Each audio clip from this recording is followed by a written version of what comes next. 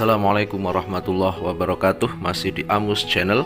Kali ini kita akan membahas mata pelajaran Al-Quran Hadis bab kelima, yaitu semangat menuntut ilmu untuk meraih martabat yang mulia, yaitu isi dari Quran Surat Abasa ayat 1-10 dan Quran Surat Al-Mujadilah ayat 11. Perhatikan kalam hikmah Imam Syafi'i tentang ilmu sebagai berikut. Tasabbar ala muril jafa min muallim fa inna rusubal ilmi fi nafaratihi. Bersabarlah atas pahit getirnya, keras kasarnya sikap guru, karena kokohnya ilmu ada dalam kepedihan.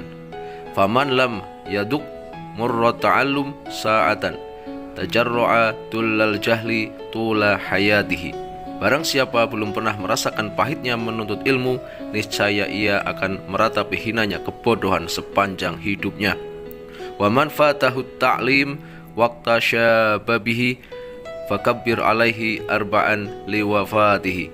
Barang siapa menyia-nyiakan waktu menuntut ilmu di masa mudanya, maka bertakbirlah 4 kali atas kematiannya, sholat jenazah, karena dia telah mati. Adab-adab dalam mencari ilmu. 1. Niat yang ikhlas. 2. Percaya diri yang kuat. 3. Berakhlak mulia. 4. Memanfaatkan waktu sebaik-baiknya. 5. Memegang teguh syariat Islam. 6. Memperhatikan guru ketika guru berbicara dan menerangkan. 7. Tidak berbicara dan menyela ketika guru berbicara. 8. Menjauhkan diri dari hal-hal yang tidak bermanfaat. 9. Menyedikitkan makan, minum, dan waktu tidur. 10. Menyibukkan diri dengan ilmu dengan membaca, menelaah, menghafal, mengulang pelajaran dan aktivitas lainnya. 11. Menjauhkan diri dari sikap meminta-minta meski kondisi sangat sulit. 12. Senantiasa memuliakan dan menghormati guru.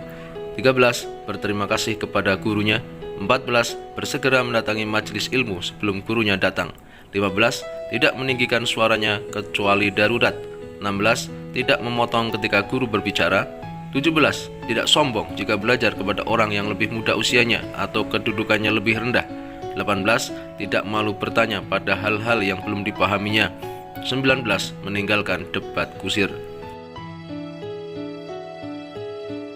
Yang pertama, Quran Surat Abasa ayat 1-10. A'udzu billahi minasyaitonir rajim. Bismillahirrahmanirrahim. عبس وتولى أن جاءه الأعمى وما يدريك لعله يزكى أو يذكر فتنفعه الذكرى أما من استغنى فأنت له تصدى وما عليك ألا تزكى وأما من جاءك يسعى وهو يخشى فأنت عنه تلهى. Artinya, dia Muhammad berwajah masam dan berpaling, karena seorang buta telah datang kepadanya, yaitu Abdullah bin Ummi Maktum. Dan tahukah engkau Muhammad, barangkali dia ingin menyucikan dirinya dari dosa, atau dia ingin mendapatkan pengajaran yang memberi manfaat kepadanya.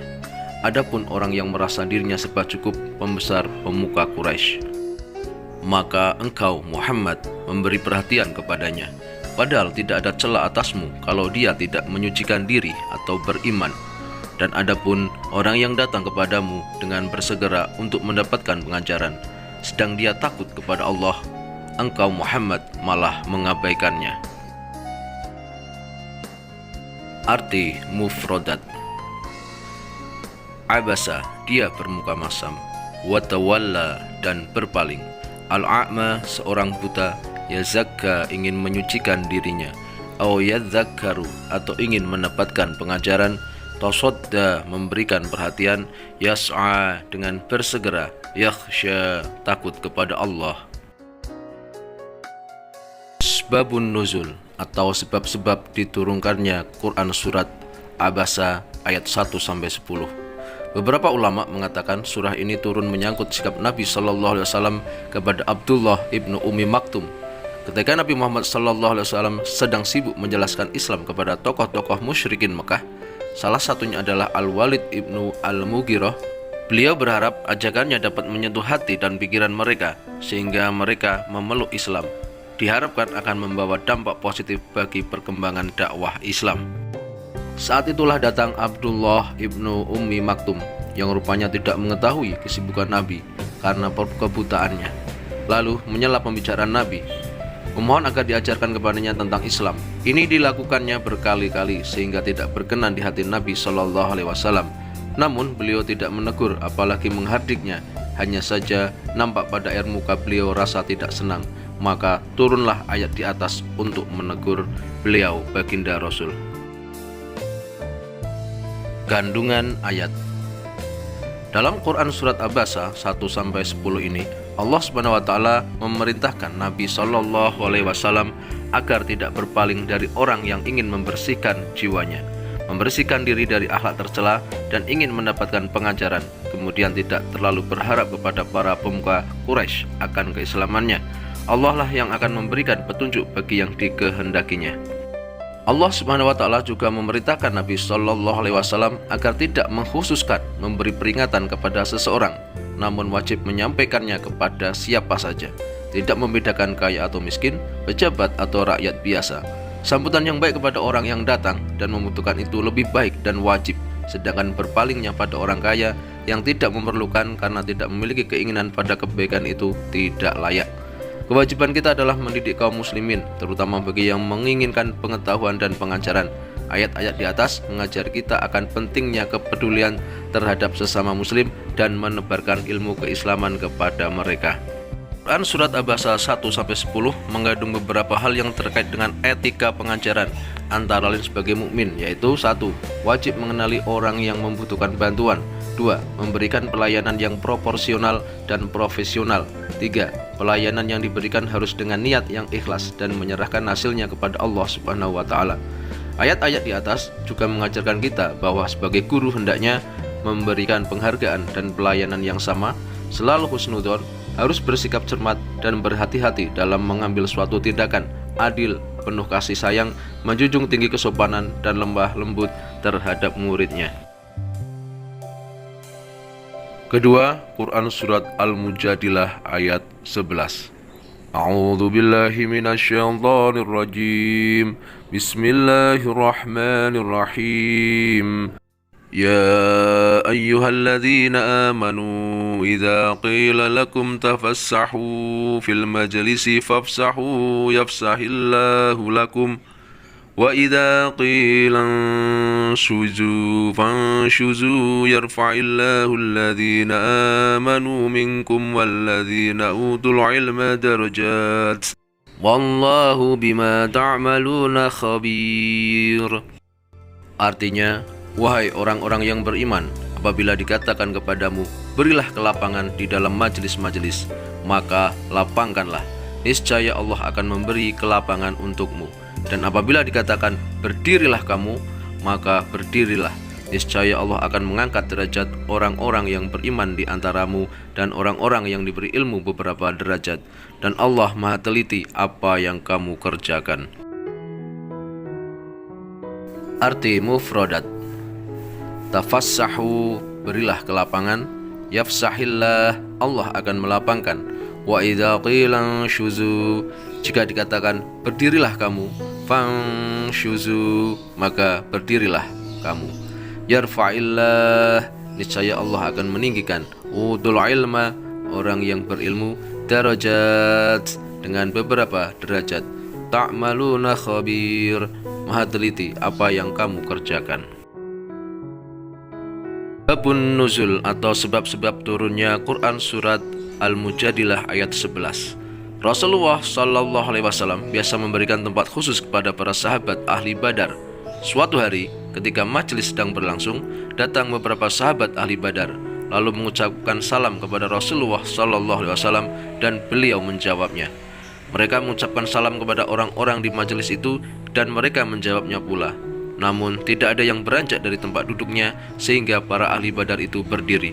Rasulullah pun memerintahkan kepada para sahabat-sahabatnya yang tidak ikut perang Badar untuk mengambil tempat lain agar para ahli Badar bisa duduk di dekat beliau. Orang-orang munafik memanfaatkan kesempatan itu dengan menuduh Rasulullah Shallallahu Alaihi Wasallam tidak adil. Katanya Muhammad berlaku adil, ternyata tidak. Mereka bermaksud memecah belah para sahabat. Ketika tuduhan itu sampai di telinga Rasulullah Shallallahu Alaihi Wasallam, beliau menjelaskan bahwa siapa yang memberi kelapangan untuk saudaranya, ia akan mendapatkan rahmat Allah. Para sahabat menyambut seruan Rasulullah itu dan turunlah surat Al-Mujadilah ayat 11. Kandungan ayat Quran surat Al-Mujadalah ayat 11. Ayat ini adalah memerintahkan kaum muslim untuk melakukan perbuatan yang menguatkan persaudaraan, menumbuhkan empati dan kepedulian sosial, antara lain dengan memberikan tempat kepada orang lain, terutama saat mencari ilmu, memberi kelapangan, usaha mencari kebajikan dan kebaikan, berusaha menyenangkan hati orang lain, memberikan pertolongan dan sebagainya, termasuk yang dianjurkan Rasulullah Shallallahu Alaihi Wasallam. Lallahu fi aunil abdi ma kana al-abdu fi auni akhihi, riwahu Muslim an Abi Hurairah. Allah selalu menolong hamba selama hamba itu menolong saudaranya. Hadis riwayat Muslim. Berdasarkan Quran surat Al-Mujadilah ayat 11, para ulama berpendapat bahwa orang-orang yang hadir dalam suatu majelis hendaknya mematuhi ketentuan-ketentuan yang berlaku dalam majelis itu, antara lain saling menghormati, datang pada waktunya, selalu menjaga suasana yang baik, menjaga persaudaraan, saling bertenggang rasa bagi yang lebih dahulu datang. Hendaknya memenuhi tempat di depan. Bagi orang yang terlambat datang, hendaknya menerima dengan lapang. Selanjutnya dijelaskan bahwa Allah SWT akan mengangkat derajat orang yang beriman, taat dan patuh kepadanya, melaksanakan perintahnya, menjauhi larangannya, berusaha menciptakan suasana damai, aman dan tentram dalam masyarakat. Juga orang-orang berilmu yang menggunakan ilmunya untuk menegakkan kalimat Allah. Dari ayat ini dipahami bahwa orang-orang yang mempunyai derajat yang paling tinggi di sisi Allah ialah orang yang beriman dan berilmu yang diamalkan sesuai dengan perintah Allah dan Rasul-Nya. Di akhir ayat, Allah SWT menegaskan bahwa Dia Maha mengetahui secara detail semua yang dilakukan manusia. Tidak ada yang tersembunyi baginya. Dia akan memberi balasan yang adil sesuai dengan perbuatan masing-masing. Demikian pembahasan kita Mapel Quran Hadis kelas 9 bab yang kelima, yaitu semangat menuntut ilmu untuk meraih martabat mulia. Sekian, semoga bermanfaat. Wassalamualaikum warahmatullahi wabarakatuh.